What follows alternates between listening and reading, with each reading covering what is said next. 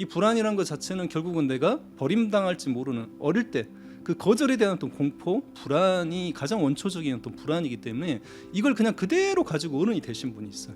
핵심 감정으로 거절에 대한 공포를. 그럼 이분들은 사람들의 표정, 눈빛, 어떤 말투 이런 거에 굉장히 예민해요. 그러니까 표정이 조금만 바뀌고 표정이 조금만 딱딱해져도 내가 뭐 잘못했나? 내가 뭐 상대방을 화나게 했나? 내가 잘못했나?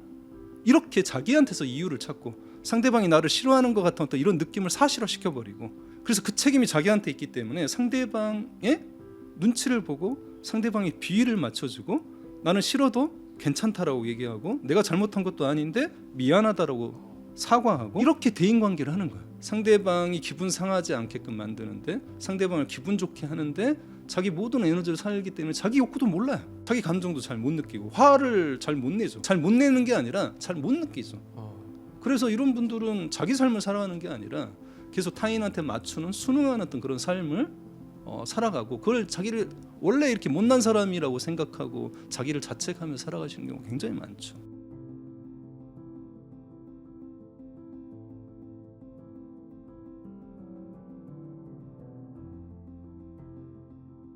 자식 다 키우고 나니까 갑자기 내가 뭘 위해 지금까지 살았나라는 그런 갑자기 그 허무함, 공허감이 밀려온다는 구독자님들이 많으세요. 이게 딱 작가님이 책에서 말씀해주신 만성적 공허감, 이게 맞을까요? 당연히 핵심 감정하고 깊은 관련도 있고요. 그러니까 당연히 만성적인 공허감이나 핵심 감정을 가지고 계신 분들은 그런 가까운 가족과의 어떤 이별에 대해서 굉장히 어떤 상실감이나 그런 외로움들이 굉장히 좀 크게 느껴질 수밖에 없고요. 다만 그건 뭐 꼭 핵심 감정 때문이라기보다는 일반적으로 자녀와 어떤 굉장히 좀 밀착되어 있었던, 특히 자기 삶 자체를 잘 꾸려 나가지 못하시고 자녀를 위해서 많은 어떤 시간들을 헌신하고 좀 희생해 오셨던 부모님들은 그런 이제 아빠의 역할, 엄마의 역할 자체를 좀 잃고 나서 그 자체가 뭔가 자기 가치감의 어떤 큰 상실처럼 좀 느껴지는 경우가 좀 많죠. 그래서 중년의 위기를 겪으신 분도 있고, 다만 저는 이제 중년의 위기를 보편적이라고 생각하지는 않아요. 가족들을 양육하고 돌보면서도 또 자기 세계가 잘 유지되어 오셨던 분들은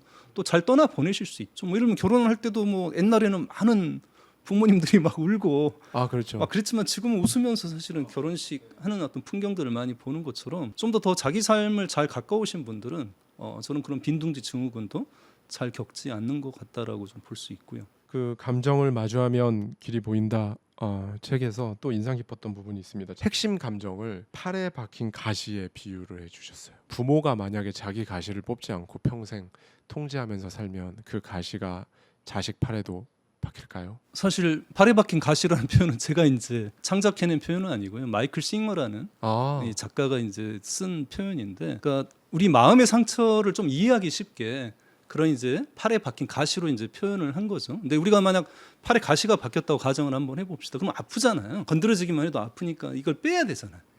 근데 이제 이게 조금 깊이 찔려서 뭐 건드리기만 해도 너무 아파서 빼기가 좀 힘들다라고 좀 느낄 때는 자꾸 미룰 수 있죠. 그러면 이제 그때부터는 온통 신경이 여기에 이제 갈 겁니다. 그래서 뭐든지 여기 닿지 않게 하기 위해서 잠도 몰아 눕고 사람들하고 이렇게 끌어안는 것도 기피하고 뭐 옷도 긴팔을 안 입고 이렇게 해서 가시에 아무것도 닿지 않게끔 가시를 보호하면서 생활을 할 거예요. 근데 그게 처음에는 스스로가 인식을 하는데 시간이 지나면 가시가 있다는 것조차도 이제 잊어버리고 그런 기형적인 삶을 계속 살아가는 거예요. 모로만 눕고 사람들 포옹 안 하고 긴팔 안 입고 뭐 나시만 입고 이렇게 그 가시가 아무것도 닿지 않게끔 그 가시를 보호하는 삶으로, 그게 정상적인 삶으로 착각하고 어느 순간부터는 살아가고 있는 거죠. 그러니까 그런 것처럼 마음의 가시도 마찬가지예요. 우리 같은 트라우마, 그런 감당할 수 없는 고통들을 겪으면 마음에 이제 그런 상처가 생기는데 그것도 이제 해소를 시켜야 되는데, 어릴 때는 억압을 해서 그냥 참을 수밖에 없었지만 시간이 지나면서 그걸 들여다보고 다시 그걸 해소를 해야 되는데, 많은 분들이 그걸 건드려치는 것 자체가 아프고 힘들기 때문에 계속해서 덮어놓고 아무것도 그 상처에 닿지 않으려고 그 상처를 방어하는 데만 모든 힘을 쏟는 거예요. 근데 그게 뭐가 문제가 되냐면, 사실 감정은 우리의 어떤 행동의 가장 근원적인 동기가 사실 감정이거든요. 그러니까 감정은 에너지 덩어리예요. 근데 감정을 우리가 계속해서 억누른다는 것은 이 감정 자체도 에너지인데 이 감정보다 더 큰 에너지로 이걸 눌러야 돼요. 그렇기 때문에 내 삶을 살아가야 될 에너지들을 다 이 상처를 누르는데, 상처를 방어하는데, 상처를 감추는데 모든 에너지를 쓰게 돼요. 그러니까 자기 삶을 살아갈 수가 없어요. 내 꿈, 내 목표, 내 욕구 이런 것들에 관심을 기울이지 못하고 그냥 이게 들통나지 않도록 모든 것들을 여기에다가 다 방어하는 데만 이제 삶을 살아가는데 처음에는 그것을 알 수도 있지만 스스로도 몰라요. 그걸 방어하고 있다는 걸.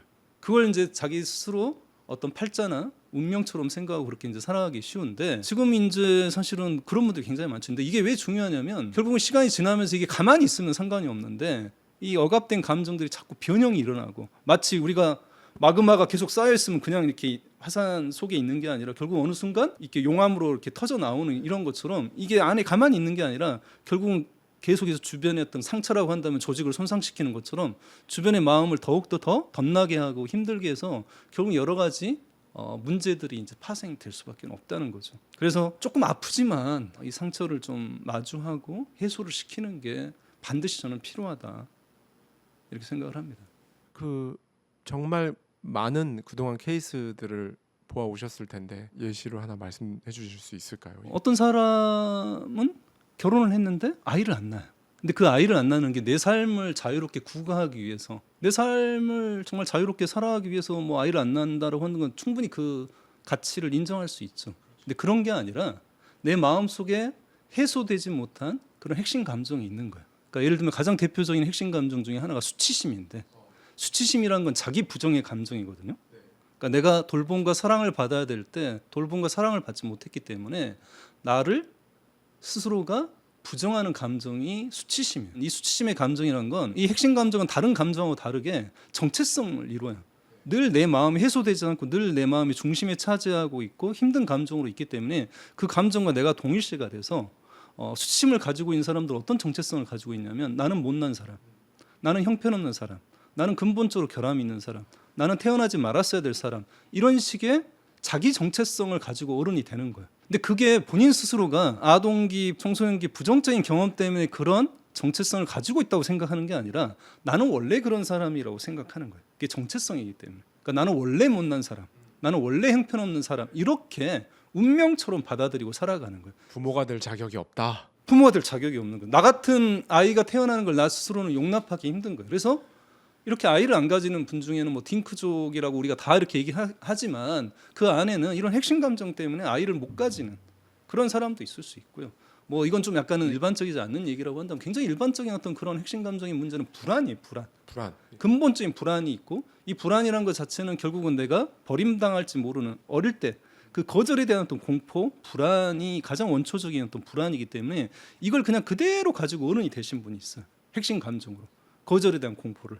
그럼 이분들은 사람들의 표정, 눈빛, 어떤 말투 이런 거에 굉장히 예민해요. 그러니까 표정이 조금만 바뀌고 표정이 조금만 딱딱해져도 내가 뭐 잘못했나? 내가 뭐 상대방을 화나게 했나? 내가 잘못했나?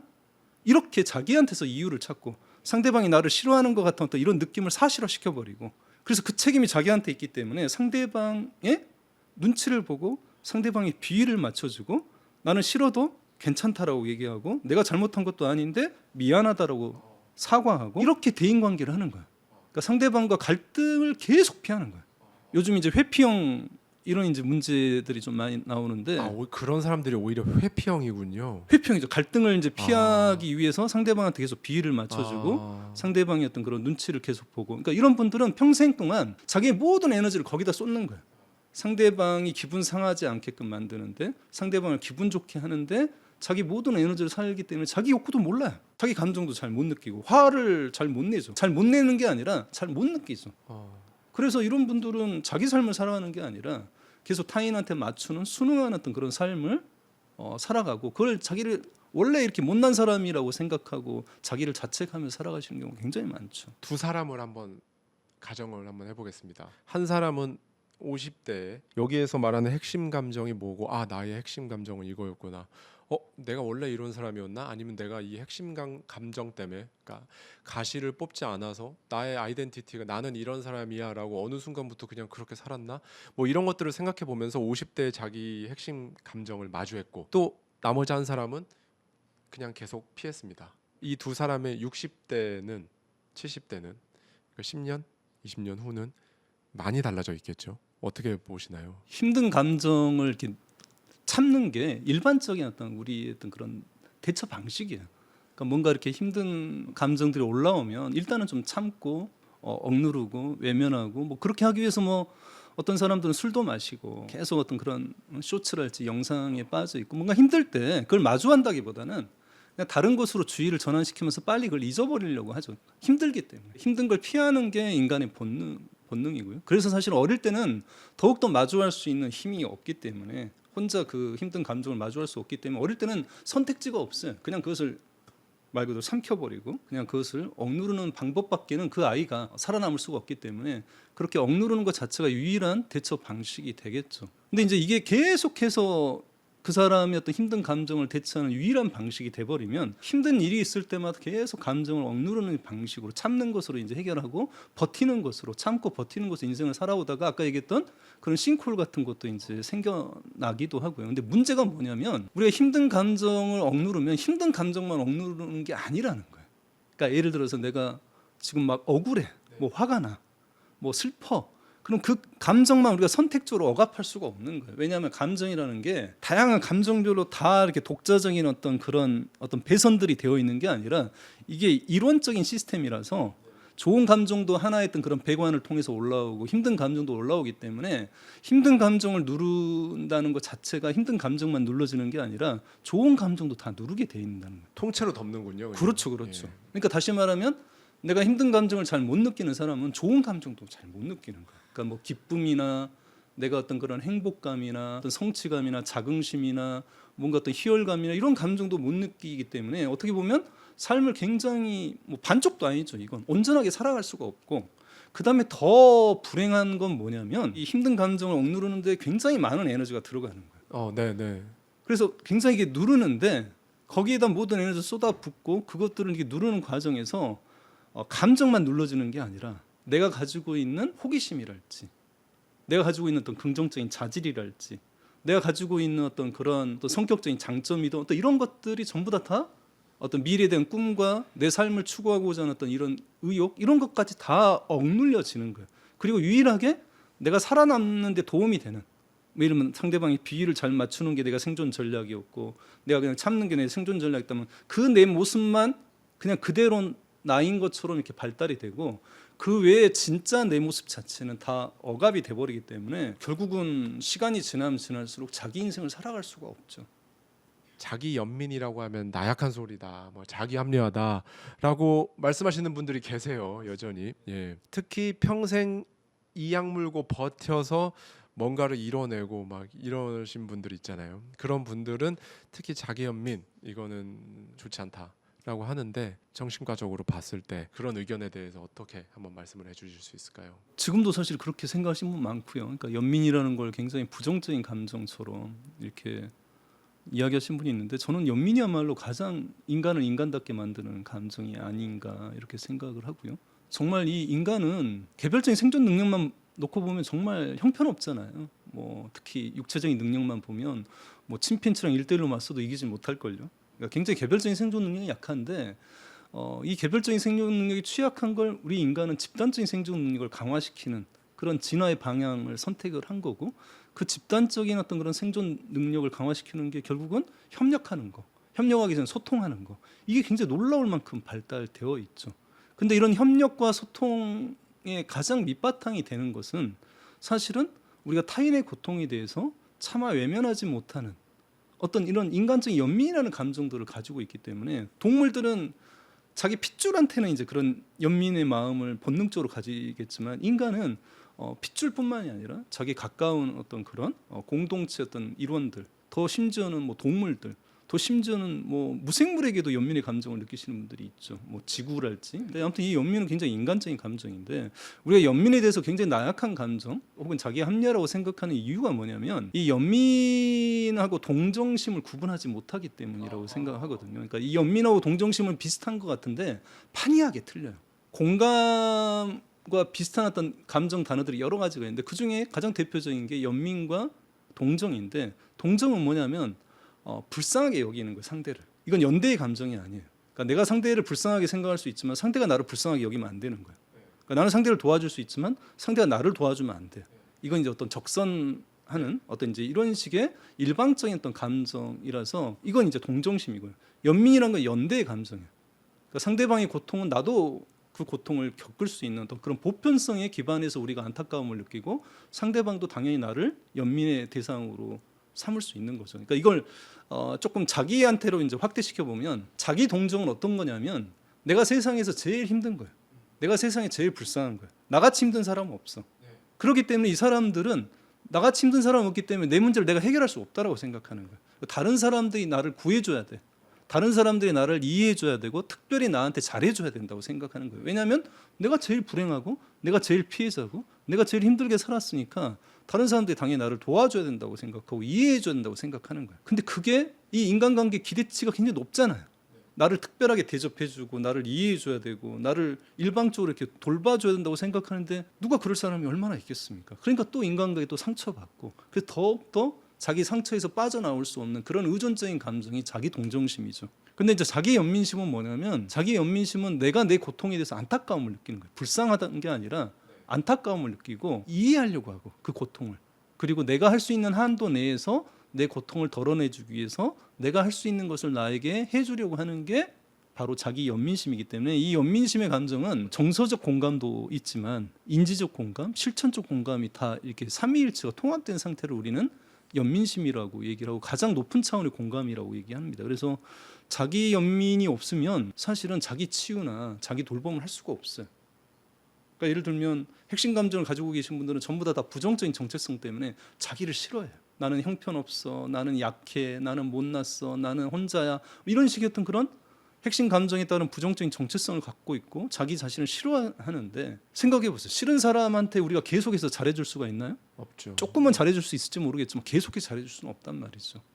그러니까 이제 이 자기 치유나 자기 돌봄을 해나가려면 내 고통에 대해서 안타까움을 느끼고 이해하려고 하고 또 할 수 있는 한도 내에서 내가 친절을 베풀려고 하는 이 연민심이 바탕이 되지 않으면 이성으로 내가 아무리 회복을 해야 되고 돌봐야 된다는 이런 머리로 생각을 하지만 오래 할 수가 없어요. 근데 이 연민심이 바탕이 있어야만 내가 이 감정이 행동의 가장 기본적인 동기이기 때문에 연민심이 있으면 꾸준히 해나갈 수 있습니다.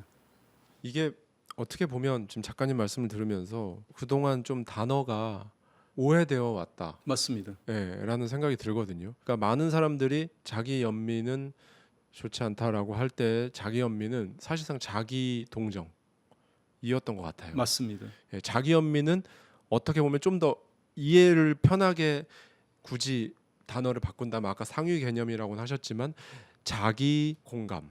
그러니까 이제 그 심리학자들 또 그게 좀 혼란스러운 거야. 그러니까 자기 연민을 워낙 부정적으로 써왔던 풍토가 있기 때문에 또 자기 연민을 긍정적이라고 얘기하는 게 약간은 좀 혼란스러워서 그걸 자기 자비라고 또 이렇게 이야기하시는 분들 꽤 많습니다. 감정을 마주하면 길이 보인다. 사실 오늘 이 책의 작가님을 직접 모시고 저자 직강 이렇게 얘기를 나눠봤는데요. 감정을 마주하면 길이 보인다에 내 스스로 내가 자가 진단을 하고 팔에 박힌 가시를 효과적으로 아니면 이 팔에 박힌 가시를 왜 뽑아야 하는지 그 당위성이라든지 뭐 그런 것들을 굉장히 이해하기 쉽게 최대한 이해하기 쉽게 다정하게 굉장히 써주셨습니다. 저희가 오늘 나눈 이야기는 책의 굉장히 일부분이기 때문에 한번 읽어보시면 본인 스스로에 대해서 생각 한번 해본 적 없이 상담을 가고 내원을 하면 그게 과연 정말 근본적인 치료일까? 치료가 더 잘 되게 하려면 상담이든 내원이든 이 팔에 박힌 가시를 한번 들여다보고 좀 할 필요가 있다고 생각이 듭니다. 오늘 긴 시간 동안 이렇게 밝은 얘기는 아니었지만 누구나 한 번쯤은 정말 들어봐야 할 얘기를 문희환 작가님 모시고 이렇게 나눴습니다. 작가님 오늘 긴 시간 동안 고생 많으셨습니다. 감사합니다.